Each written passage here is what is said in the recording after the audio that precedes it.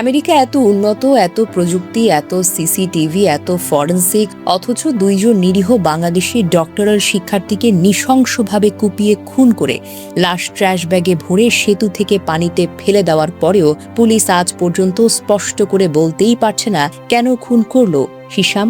সবার একটাই প্রশ্ন, পুলিশ এখনো কোনো স্পষ্ট হত্যার কারণ প্রকাশ করেনি, শুধু বলে হত্যা ছিল পরিকল্পিত, হত্যা ছিল শীতল মস্তিষ্কের।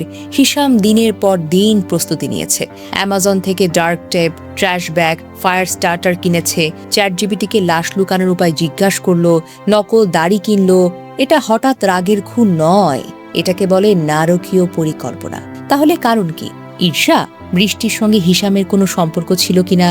জামিল বৃষ্টির ঘনিষ্ঠতা দেখে হিশামের মাথা খারাপ হয়ে গিয়েছিল কিনা, নাকি অন্য কোনো ব্যক্তিগত বিরোধ? পুলিশ এখনো এসব প্রশ্নের উত্তর দিতে পারছে না, স্পষ্ট কোনো উত্তর তাদের কাছে নেই। ভীষণ হতাশজনক। পুরো তদন্তটা এমনভাবে চলছে যেন দুইজন মেধাবী তরুণ তরুণীকে কুপিয়ে টুকরো টুকরো করে নদীতে ফেলে দেওয়াটা খুব সাধারণ একটা ডোমেস্টিক ইস্যু। প্রথমে মিসিং, তারপর এন্ডেঞ্জার্ড, এগুলো বলা হয়েছে। তারপর লাশ পাওয়ার পরেও মোটিভটা লুকিয়ে রাখা। এটা কি আমেরিকান পুলিশের স্ট্যান্ডার্ড, নাকি বাংলাদেশের ছাত্র বলে গুরুত্বটা কম? আর স্থানীয় বাংলাদেশি কমিউনিটির ভূমিকাও অনেকের চোখে খুব দুর্বল মনে হচ্ছে। যারা জানতো জামিন আর রুমমেটকে নিয়ে অস্বস্তিতে ছিল, তারা কেন আগে থেকে সতর্ক হলো না? কেন আরো বেশি জোরালোভাবে সাহায্য করলো না? সবচেয়ে বড় দুঃখের বিষয় হলো, দুইজন মেধাবী ছাত্র ছাত্রী যারা পিএইচডি করছিলেন, ভবিষ্যৎ গড়ছিলেন, হয়তো একসঙ্গে জীবনটা শুরু করার স্বপ্নও দেখছিলেন, তাদের জীবন শেষ হয়ে গেল একটা সম্ভাব্য মানসিক সমস্যাগ্রস্ত, রাগ নিয়ন্ত্রণে অক্ষম খুনির হাতে। সবাই জানতে চায় একটাই জিনিস, কেন মারল এই ঘাতক জামিল ও বৃষ্টিকে? ঈর্ষা, যৌন হয়রানি প্রত্যাখ্যান, ব্যক্তিগত শত্রুতা, নাকি শুধুই পশু সুলভ উন্মাদনা? পুলিশ যতক্ষণ না স্পষ্ট কোনো মোটিভ প্রকাশ করবে, ততক্ষণই হত্যাকাণ্ড পুরোপুরি অন্ধকারেই থেকে যাবে। দুইটি তাজা প্রাণের এমন বর্বর মৃত্যু কোনোভাবেই সিম্পল বা সাধারণ নয়।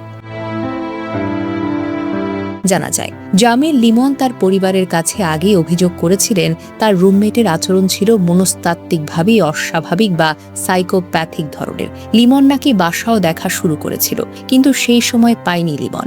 লিমনের ভাই জুবায়ের আহমেদ স্থানীয় সংবাদ মাধ্যমকে বলেন, লিমন খুব বেশি চিনত না হিশাম আবুগার বিয়েকে, কিন্তু সে আমাদের সবসময় বলতো তার রুমমেট খুব অসামাজিক, বিরক্তিকর এবং কিছুটা সাইকোপ্যাথিক ধরনের।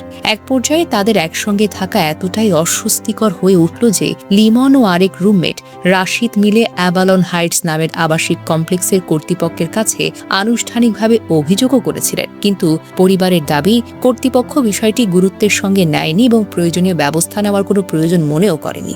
লিমনের ভাই বলেন, আমি তার সবকিছুকে মিস করি, তার হাসি, তার রাগ, আমাদের ঝগড়াটাও। খুব পরিশ্রমী একজন মানুষ, সদয়, স্বপ্নে ভরা একজন মানুষ।